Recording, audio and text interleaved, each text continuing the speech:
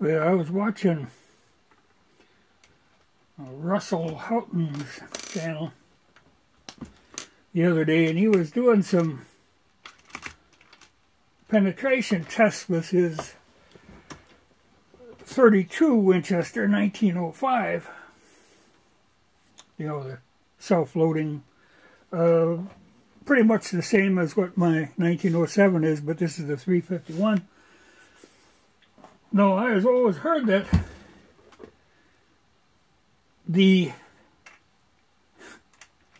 32 was a little on the underpowered side, but he was getting pretty good penetration with that. It actually surprised me a little. So I'm loading up some to go out and try a couple of chunks of wood that I've got. And also what I'm doing, I loaded some of these. There's a 180 grain plated bullet that Grafson Sons sells. I'll try them. They penetrated better on steel, so I figured, well, I'll try them on wood.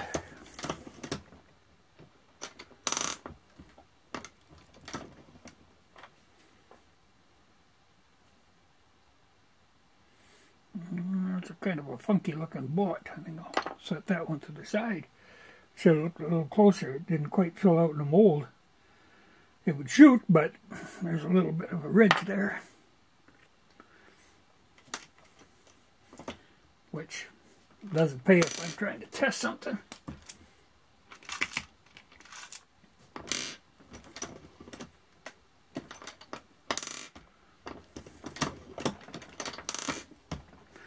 But I'm running 16.2 grains at 42.27, and I think I have enough adjustment on my automatic powder measure. I could probably get her up to the 19, which is kind of maximum that they recommend.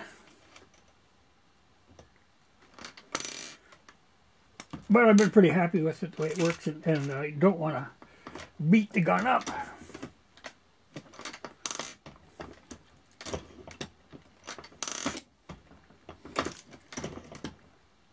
But these 357 bullets that are, like I say, sized down, they're 158 grain, which is a touch light, but it works the action very smoothly. With this load, you know, God only knows what would happen if I up the power load, because it's a kind of a juggling match with these things. But they are slick when they work. I don't have to say mine has worked right away. You know, I haven't had any really peculiarities with mine. But I think the 351 was by far the most popular of the bunch of all the self-loaders that they made. And I can see why. You know, it isn't. Which is why you can still get brass for them. So I don't think that was always the case. I think for a while there it was hard to get, but a couple different companies make it now. Because it's the only thing that was ever chambered in it.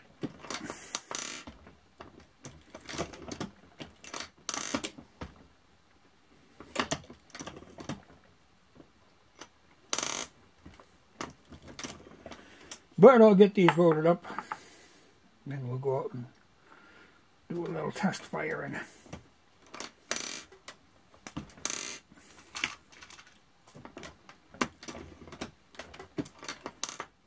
But you should probably check his channel out. Yeah, swivelly thing is swiveling.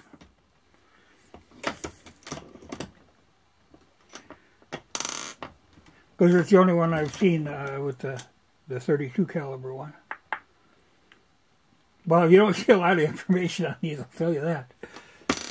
But, you know, very slick little gun.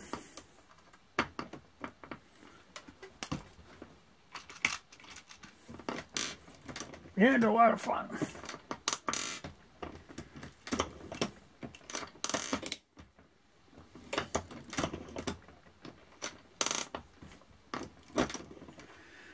So we'll see what we can do for penetration.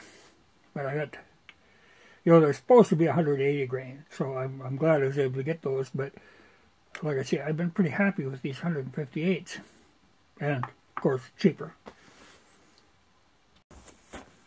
Okay, I've got 2 stumps out there. Okay, what I'm going to do is put 5 shots into each of them. This is the first one is the plated bullet.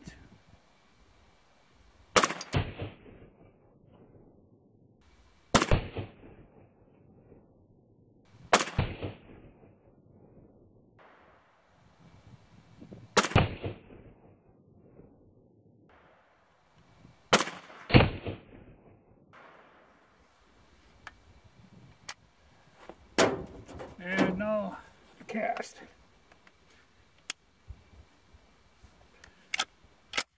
On the right hand side.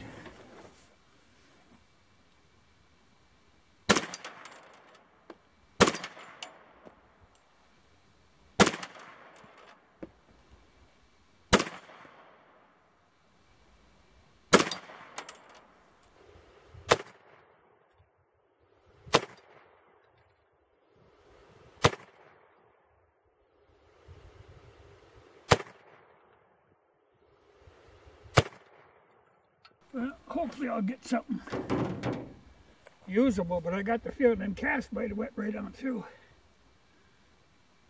But I'll take a look.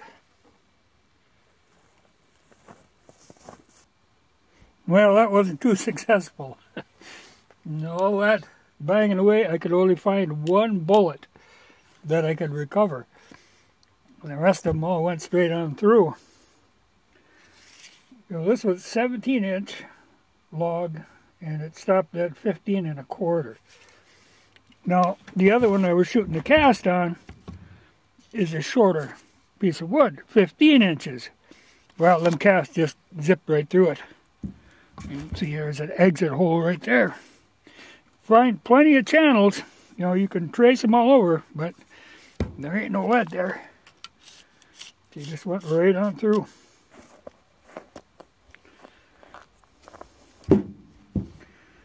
But I was beginning to wonder if I was even going to find one.